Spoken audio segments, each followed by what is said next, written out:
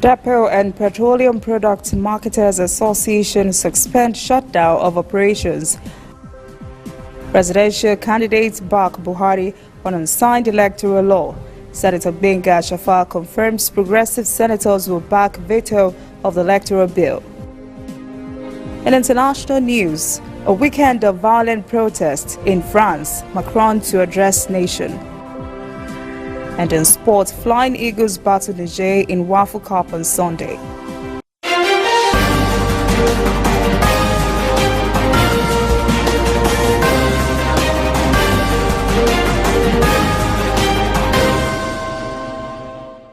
This is ANN News. I am Olajumoke Olatunji.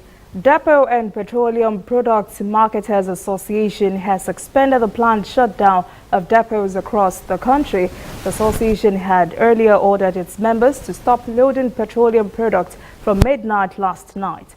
DAPPMA Executive Secretary Olufemi Adewale says the union has resolved to recall its disengaged personnel for 5 days to give the federal government's team the opportunity to conclude its process of paying marketers the full outstanding debt of 800 million naira, with the first tranche approved by the Federal Executive Council. The association says it has also rejected the federal government's proposal to pay 236 million naira through a promissory note. Still on petroleum, the Nigerian National Petroleum Corporation has threatened to seek legal interpretation on whether it has the right to withdraw funds from the Nigeria LNG dividend account without the approval of the National Assembly. The corporation is reacting to the ongoing Senate probe on the matter. NNPC spokesman Ndruga Amado says there is nothing illegitimate about the withdrawals made by the NNPC from the account. Ogamado revealed the corporation has provided to the Senate the legal authority on which it relied to use funds from the LNG dividend account.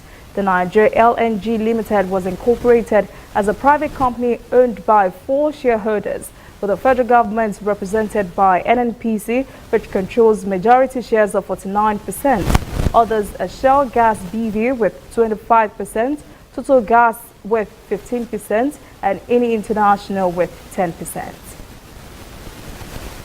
The Forum of Presidential Candidates has thrown its weight behind President Muhammadu Buhari for declining assent to the Electoral Amendment Bill 2018. The 40 presidential aspirants under the forum said they supported the president's position that the planned amendment to the bill came too close to the general elections. One of the presidential aspirants says Buhari's decision on the bill was meant to save Nigeria from political implosion and save INEC from a trap that would have put the commission in a tight situation. A statement was jointly signed by the presidential candidate of the Advanced People's Democratic Alliance, Alhaji Shitu Kabir, and presidential candidate of the Movement for the Restoration of Democracy, Danjuma Mohammed. 30 children have been confirmed dead, while more than 2,000 are currently receiving medical attention in various medical centers across Nasarawa State as a result of acute malnutrition and diseases that hit the state in the past 3 months. Nutrition officer in the Nasarawa State Primary Health Care Development Agency, Aljiha Mal Yusuf, disclosed that the children had to be admitted in 15 healthcare centers across the state following the increasing cases of acute malnutrition and other diseases because of absence of nutritious food in their diet. She said as a result of the increasing cases of malnutrition and other diseases, the State Primary Health Care Development Agency has embarked on an intensive community management of acute malnutrition program across the state to reduce the outbreaks. The State Coordinator Committee on Food and Nutrition, Abdul Osama, stressed the need for more campaigns and the importance of balanced diet. President of the Nigerian Bar Association, Paul Usoro, has declared his readiness to surrender himself to the Economic and Financial Crimes Commission, EFCC, to face trial over his alleged complicity in the legal diversion of about 1.5 billion naira belonging to the Akwa Ibom state government. Usoro arrived at the Federal High Court in Lagos this morning to be arraigned for alleged money laundering.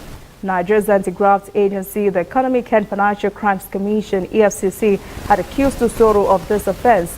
but he has denied the allegation. The FCC had alleged in the charge that Osoro and the governor of Akwa Ibom State, Udom Emmanuel, converted and laundered funds from the coffers of the state under the pretext that it was payment for legal services. Some legislative aides to federal lawmakers have petitioned the acting chairman of the Economic and Financial Crimes Commission, Ibrahim Mago, demanding an investigation into what they called criminal diversion of their budgeted legitimate entitlements. They've also asked the EFCC chairman to bring the culprits to book and ensure the prompt payment of their allowances. Also copied in the letter is President Muhammad Buhari, Vice President Yemi Osinbajo, the Inspector General of Police Ibrahim Idris, Director General of the State Security Services Yusuf Beche, and the Chairman of the Independent Corrupt Practices and Other Related Offences Commission, Bolaji Onwasoye. In the letter, 9 of the aides who demanded anonymity for fair victimization signed on the endorsement page of the petition accused the Senate President Bukola Saraki, Speaker of the House of Representatives Yakubu Dogara, and the Clerk of the National Assembly Sani Omolori of diverting funds appropriated to them. They accused them of complicity in the management of the legislative aides' accounts. The Nigeria Airspace Management Agency, NAMA, has begun a routine calibration of navigational facilities in 24 airports across the country. A spokesperson for NAMA, Khalid Demele, said the calibration exercise, which was targeted at putting all navigational aids in optimal capacity, would be completed in 2 weeks' time. He also said NAMA would ensure facilities generated precise and accurate signals to guarantee the safety of air navigation in the country. Coming up, African stories. President Ali Bongo of Gabon down with a stroke. And later, a weekend of violent protests in France. Macron to address nation. Stay with us.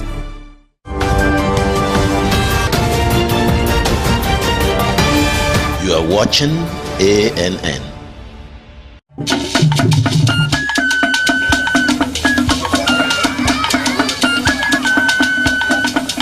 Are you sure you want to do this? Madam, go and bring us your husband. Okay, hello baby. We're in this together, okay? Can you hear me? Keep coming forward. Wait, stop. You okay, lean to your right. Keep walking down. Keep walking to the left. Yes. You're almost here. Keep going. You are here. Wow, you did it. I'm just so glad I didn't have to use my cane to do this. And I am so glad no other man got you before me. Let me be your eyes. We will never stop working to give you a network you can rely on so you can enjoy life's special moments. MTN, everywhere you go.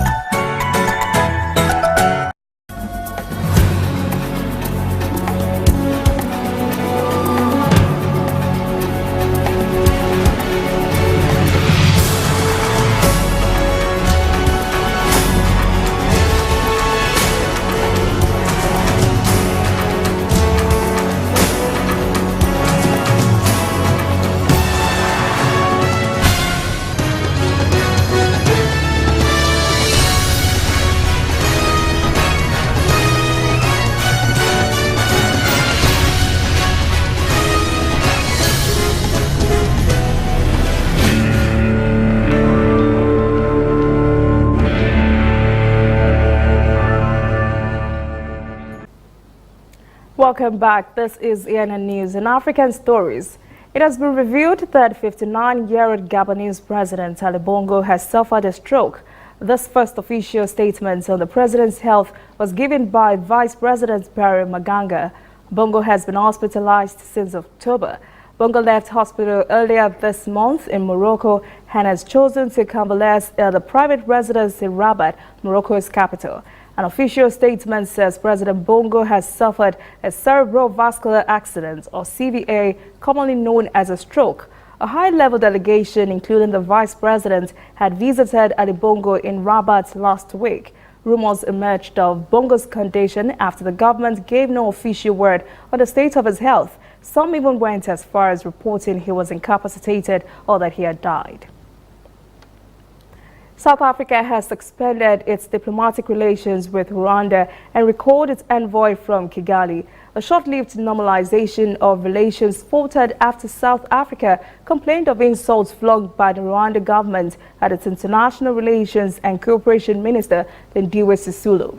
A website reported by Rwanda exiles to be run by the Rwanda government's military intelligence is said to have gone as far as calling Sisulu a prostitute.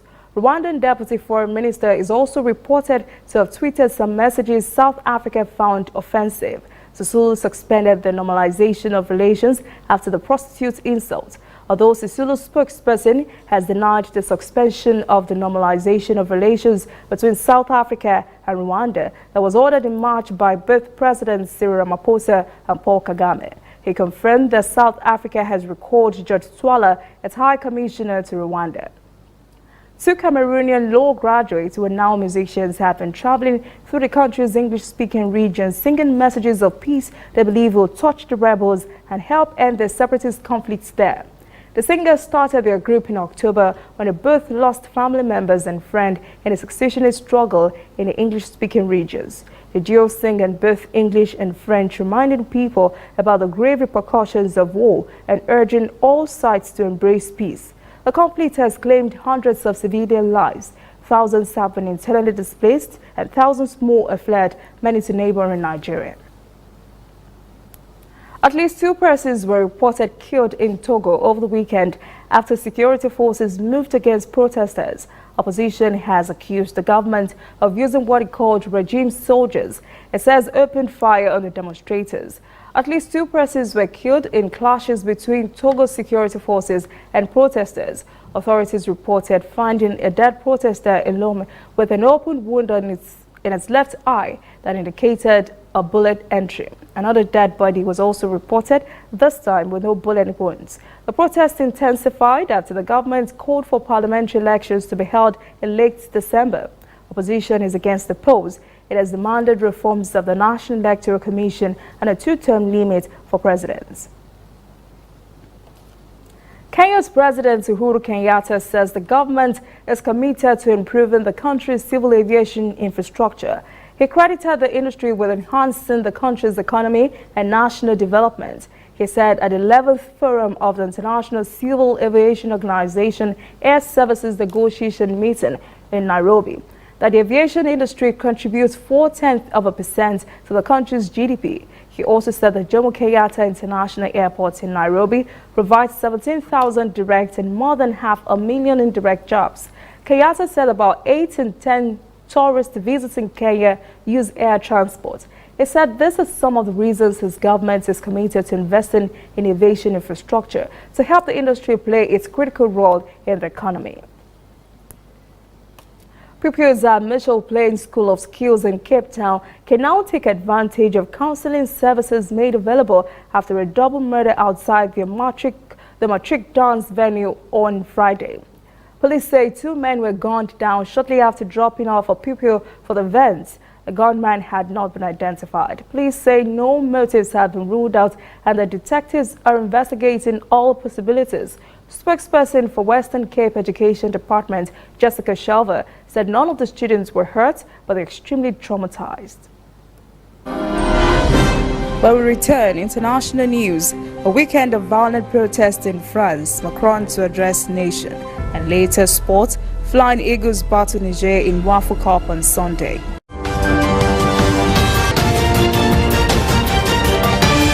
You are watching ANN. This used to be me.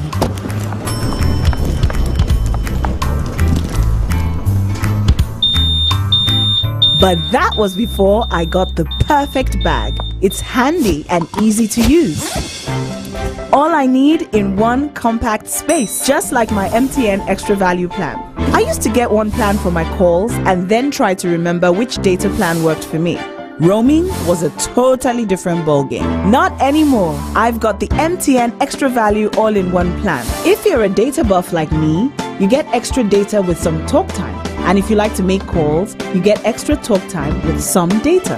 And when I'm abroad, I automatically browse, chat, and call right on the same plan. MTN Extra Value was made just for me. More of data or calls, whichever one you prefer. MTN Extra Value is made just for you. We are on the road every day, canvassing throughout Africa for news you really need. We follow the story everywhere, from every corner of Nigeria to the wide African expanse. We bring you what's making headlines. We connect you with news you can use. ANN, African News Network, in a truly African spirit. Welcome back. This is ANN News. On the foreign scene, French central bank says the anti-government protest rocking France is negatively affecting the economy, almost bringing it close to a standstill in this final quarter. This will make it more difficult for President Emmanuel Macron to find wiggle room for concessions to pacify the Yellow Vest movement. The Bank of France says French economy would manage a small growth of only 0.2% in the quarter from the previous 3 months, down from 0.4% in a previous estimate. Finance Minister Bruno Le Maire gave no estimate for 2018 growth. He says a nationwide tumult would reduce national output by 0.1%. Police used tear gas, water cannon, and horses to disperse protesters, hurling projectiles, touching cars, and ransacking some shops.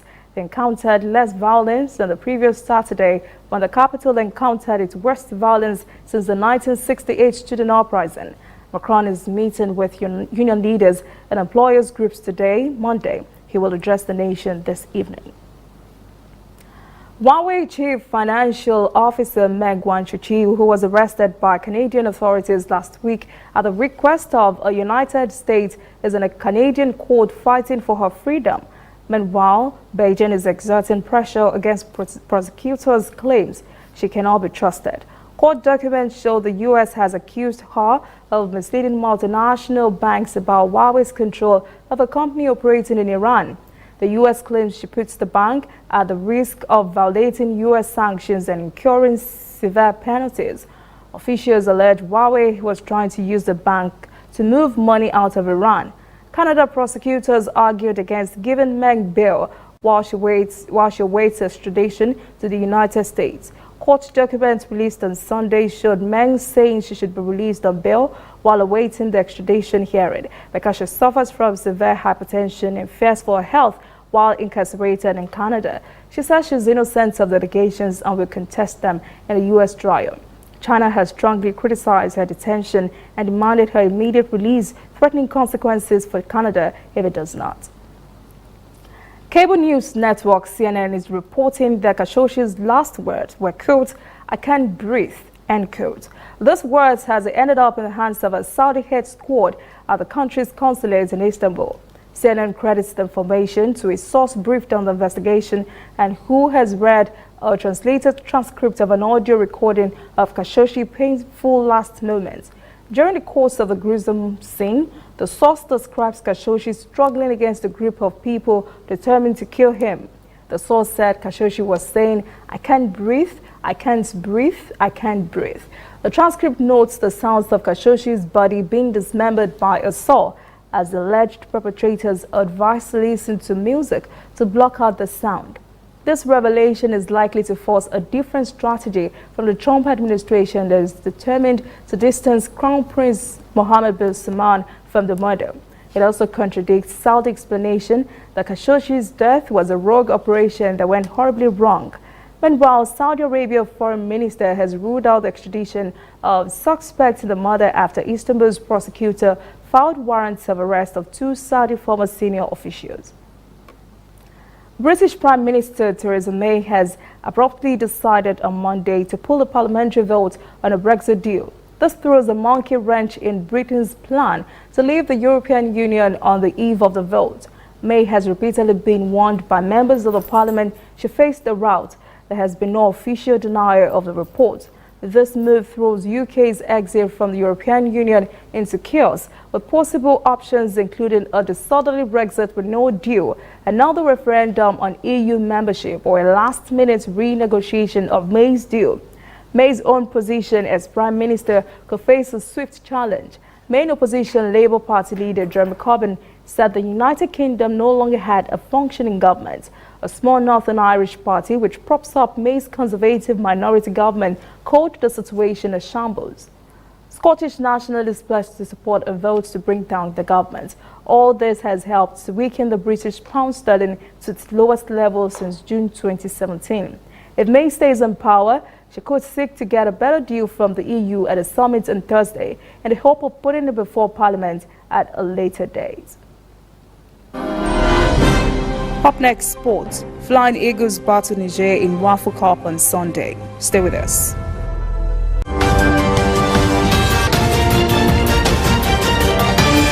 You are watching ANN.